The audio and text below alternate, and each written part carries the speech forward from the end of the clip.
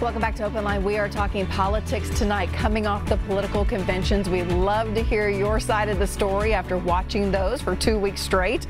Go ahead and give us a call. We have callers on the line. 615-737-PLUS is the number to call. Dr. Thomas Schwartz, a Vanderbilt professor of political science, is joining me tonight. And I want to get right to the phone lines. First up, we have Linda on the line. Hi, Linda. Go ahead.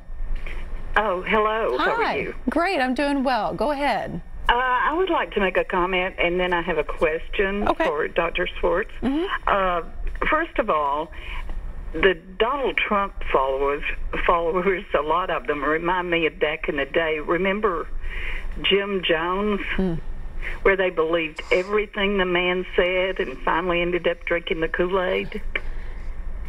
That's a big accusation. Well, some of these people, no matter what he gets up there and lies about or says, they believe him. And if they think he would do anything for ordinary people, everything he does is for himself or for his billionaire friends. And then also, and I read somewhere, he lost the popular vote last time by 3 million. And he can lose by as many as, what, 5 million? Is that correct? And still win the election? All right, Dr. Schwartz, you have an answer?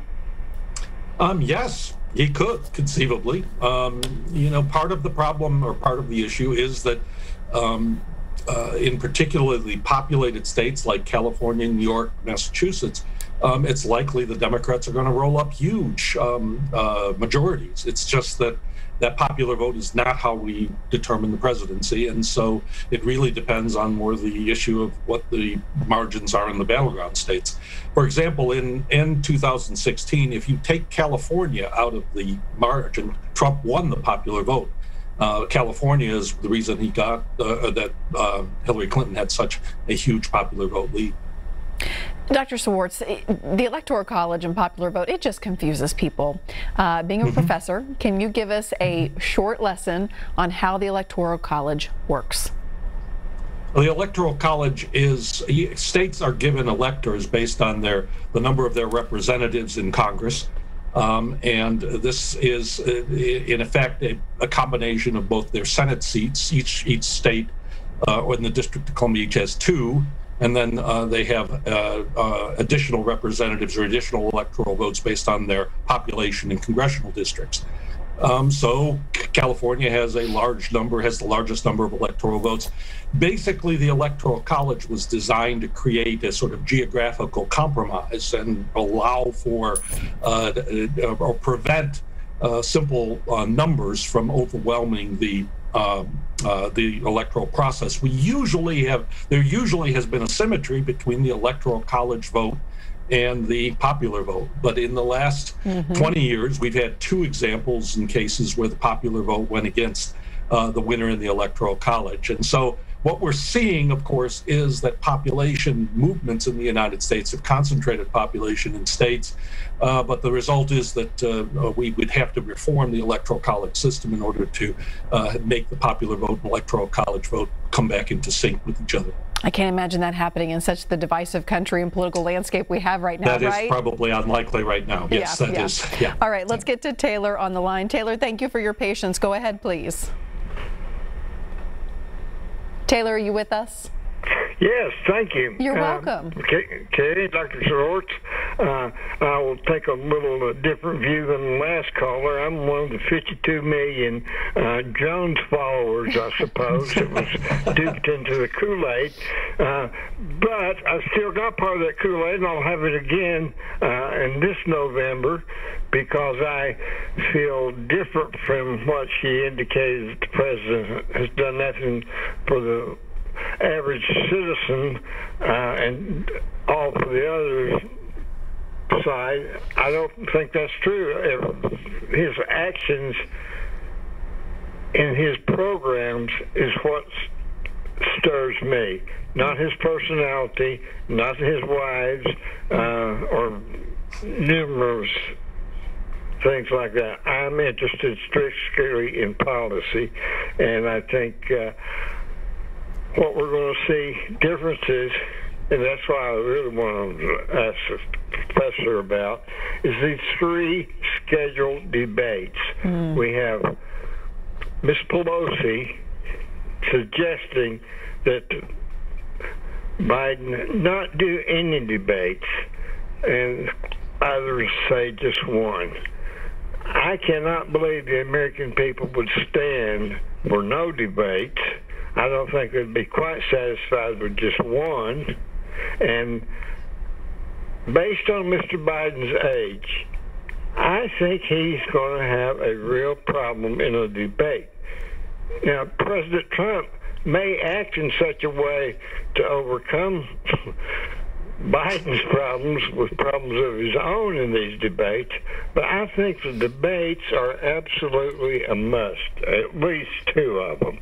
And I'd just like to know what the professor thinks about that. Thank you, Taylor, for calling in tonight. And one of those debates will happen right here in Nashville at Belmont. It'll be the 3rd and final debate. Yes, yeah. No, and it's a very interesting question. For a time, I really did think that Joe Biden might avoid the debates. And I thought that based on the idea that his lead might be so insurmountable that the debates would not help him. Clearly, he's made a different decision, although Nancy Pelosi suggesting he not debate was an interesting trial balloon, I think, in some ways, to see how people reacted.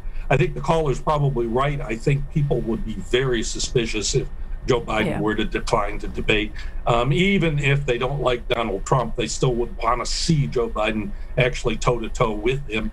And I think the Trump people may be making a mistake by emphasizing the idea that Biden won't be able to handle it. I think he probably will be able to handle it. I don't see, he certainly gave a good speech at the Democratic convention. So I think that the debates will be important, but I don't think it's going to be one of these cases where there's going to be a decisive victory. Has mental fitness ever been such an issue in a prior presidential election? In 1984, the Democrats sought to bring it up against Ronald Reagan. That Reagan had a very bad first debate. He gave a number of long and rambling answers. He didn't seem to be as connected to the issues, and his age was certainly there, although he was younger than both the president and Joe Biden are now. That sort of sense that he was too old for the job. And then, of course, in the second debate, he got off his zinger against Mondale that he would not criticize his opponent's youth and inexperience, making age the difference. So Reagan recovered well, was able to handle it, and was able to win. So that's probably the only case in which I think that issue was raised in quite the same way. I think in 1944, you could make the case that Governor Tom Dewey tried to suggest that Roosevelt was aging and that there were issues connected to that, but it was a different era, and there was less media scrutiny, and the president was able to overcome that. Interesting. Okay, let's go to Suzanne, who is on the line. Suzanne, good evening. What's your comment or question? Well, the last gentleman is spot on. Kool-Aid, I'll take more of it for 4 more years. The regulations, I lived through it on my own for 8 years, part-time jobs. It wasn't fun. And suddenly in 2017, I have an excellent job, full benefits, and raises all the time and higher bonuses. It's not just that, and it's not just about me. That man didn't take this job. He could have retired. He's got all the money he needs. He hasn't even taken a paycheck. So the hatred for him, I just think, is pathetic, because I don't think you should hate anyone. But if you have problems deciding what type of keep this country like the country we're proud of, and you see all this going on, well, God bless you. Maybe you ought to move to Venezuela. All right. Thank you, Suzanne. Have you ever seen things so divisive, Professor? Yes. I mean, I think we sometimes have a tendency to forget how divisive we get. Sure. My example would be the 2004 election between George Bush and John Kerry, with the war in Iraq going on, with the intensity of feelings that generated. People forget there was a lot of very hot sentiments on both sides in that particular campaign. So I do think we are polarized now. There's no question. We've gotten very polarized. It's hard to make a clear a line and saying we're more than we were at an earlier time, unless you think about what the measures are. Right. I think there have been times when we have been really, especially when there have been sort of wars going on. Now we have the virus is certainly heated up in that way, and the sort of tendency to blame the president for the deaths in the virus has a parallel with the tendency that existed to blame presidents for deaths in wars and things like that. So there is that parallel, but I think sometimes Americans forget that they have in their history often been very divided. All right, let's get back to the lines. We have Carolyn on the line. Hi, Carolyn. Hello. Hi, go ahead. If you want to turn that TV down, you'll probably be able to hear through your phone better. Okay, I'll set it down. Honey. Okay. Yes, I was wanting to ask the question if Mr. President Donald Trump, they were talking about before about maybe issuing a stimulus again. I was wanting to know if that will happen or not. Okay, that's a good question. We haven't heard a lot of talk just in the last couple of weeks about it. Dr. Schwartz, any updates from your end that you know? Or how that might affect the election? Well, it could affect the election, but it just seems that the two parties are pretty far apart. And in Congress, it does not seem like they're willing to compromise on some sort of a figure. That there does seem to be some bad blood also between Nancy Pelosi and Mark Meadows, one of the president's negotiators. So I don't see that we'll get an agreement. Although I suppose if the economic indicators look bad and the polls turn in a particular direction, you could see some sort of change on both sides, if either side, if they thought they needed it politically. But I think both sides sort of figure that they might not, the other side might benefit more from it, and that's keeping them from coming to an agreement, which is unfortunate because I do think there are a lot of Americans who need that help. Yes, absolutely. Okay, we have to take another quick break. When we come back, I know that Warren and Wade, possibly more, are on the phone lines. We're going to get to you after this. Stay with us.